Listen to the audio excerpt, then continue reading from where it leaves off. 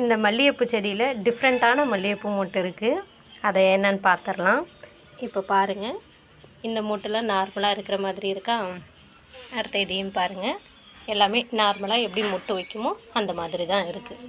இங்கேயும் பாருங்கள், இங்கே பாருங்கள், ஏதோ இதில் பூ பூத்துருக்கிறதும் அது மாதிரி தான் இருக்குது. இங்கே இருக்கிற பூவையும் பாருங்கள், பூவு மொட்டு எல்லாமே எப்படி இருக்குது அப்படின்றத பார்த்துக்கோங்க. இங்கே இருக்கிறதையும் பாருங்கள். அடுத்தது பாருங்கள், இந்த செடி ஃபுல்லாகவே ஒரே மாதிரி தான் இருக்குது. ஆனால் ஒரே ஒரு இலையில் மட்டும் பாருங்கள் டிஃப்ரெண்ட்டாக இருக்குது. எப்படி இருக்குதுன்னு பாருங்கள். எப்படி கொத்து கொத்தாக லைன் லைனாக இருக்கா, மொட்டுக்கள்லாம் எப்படி வச்சுருக்குதுன்னு பாருங்கள். இதெல்லாம் பார்த்திங்கனாக்கா ஒரே லைனில் மட்டும்தான் இருக்கும் ஒரு கொத்து. அதாவது இங்கே முன்னாடி இதில் இருக்கிறது மட்டும்தான் இருக்கும். இதில் பாருங்கள், இலையாக இருக்கிறது பகுதி எல்லாமே இருக்குது. இது எனக்கு ரொம்பவே ஆசையாக இருந்தது, பிடிச்சிருந்தது. ஓகே, டிஃப்ரெண்ட்டாக இருக்குது அப்படின்னு சொல்லிட்டு பார்த்தேன். அதான் உங்கள்கிட்ட கொஞ்சம் ஷேர் பண்ணலாம் அப்படின்ட்டு ஷேர் பண்ணேன். ஓகே பாருங்கள், இது மாதிரி யாரோட வீட்டில் மல்லிகைப்பூவை மொட்டு வச்சுருக்கு அப்படின்ட்டு சொல்லுங்கள், காட்டுங்க, நீங்களும் காட்டுங்க. இதை பாருங்கள் எப்படி இருக்குது, அப்படியே கிளையாக இருக்குது. அப்படியே இந்த லைன் ஃபுல்லாக மொட்டுக்கள் இருந்தால் எவ்வளோ சந்தோஷமாக இருக்கும்ல. பார்க்கவே அழகாக க்யூட்டாக இருக்குது.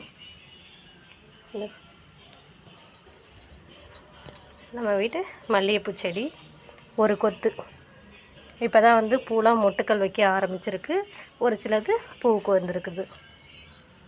ஒன்று ஒன்றா பறித்து காட்டுறேன் எவ்வளோ பூக்கள் இருக்குன்னு. ஒன்று, இது ஒன்று, 2, இது ஒன்று 3, அடுத்தது இது ஒன்று 4,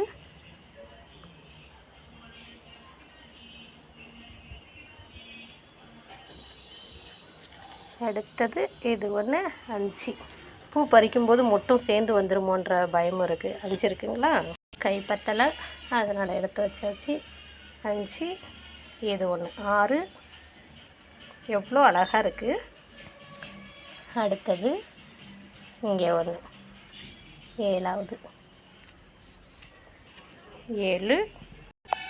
அடுத்தது பாருங்கள், இங்கே ஒன்று 8 பூக்கள் பூத்திருக்கு இந்த செடியில். அடுத்தது எல்லாம் மொட்டாக தான் இருக்குது. பாருங்க, மல்லிகைப்பூவை தான் மொட்டுக்கள் வச்சுருக்கு. நான் சொன்ன மாதிரி இந்த ஒரு கிளையில் மட்டும்தான் பூ அடுக்கடுக்காக லைனாக வந்திருக்கு. இது வரைக்கும் வந்திருக்கு. இலை மாதிரியே பூவும் வந்திருக்கு. இல்லை அப்படின்னா முன்னாடி இருக்கிறது மட்டும்தான் வரும். ஓகே,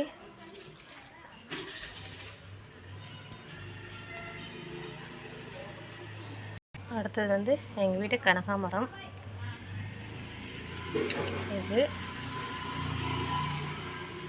இது மஞ்சள் கனகாமரம். இது சிகப்பு கனகாமரம். இது பாவக்காய் கொடி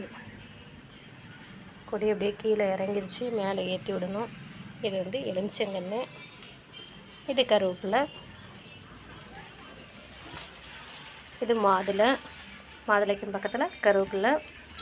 அடுத்தது தூதுவளை. நிறையா எல்லாத்தையும் கட் பண்ணி விட்டேன். இப்போ மறுபடியும் துளுத்து வந்துட்டுருக்கு தூதுவளை. இது சளி இருமலுக்கு ரொம்பவே நல்லது. மிளகாக்கன்று ஒன்று வச்சுருக்கேன். இந்த மிளகாக்கன்று ரொம்பவே காட்டமாக இருக்கும். 2 மிளகாய் போட்டாலே போதும். நாட்டு மிளகாய் குட்டி குட்டியாக தான் காய் வரும். அடுத்தது மணத்தக்காளி செடி பாருங்கள். அடுத்ததாக சீத்தாக்கன்று இப்போ தான் நல்லா துளுத்து வந்திருக்குது. குரங்குக்கிட்ட இருக்க மாட்டேன்றச்சு. இல்லை அப்படின்னாக்கா எப்போவோ பூ வந்திருக்கும். பூ காய்க்கு வந்திருக்கும். இப்போ தான் பூ அப்படியே பூக்க ஆரம்பிச்சிருக்கு பாருங்கள். இப்போ தான் பூவெல்லாம் பூக்க ஆரம்பிச்சிருக்கு. குரங்கு வந்துருச்சுன்னா அந்த பூவும் போயிடும், காயும் போயிடும். பார்ப்போம் குரங்குக்கிட்ட இருந்து எந்த அளவுக்கு தப்பிக்குது அப்படின்ட்டு. அவ்வளோதான், இன்றைக்கான வீடியோ முடிஞ்சிச்சு. உங்களுக்கு இந்த வீடியோ பிடிச்சிருந்ததுன்னா ஒரு லைக் பண்ணுங்கள். ஓகே, தேங்க்யூ ஃபார் வாட்சிங். மீண்டும் நெக்ஸ்ட் ஒரு வீடியோவில் பார்ப்போம்.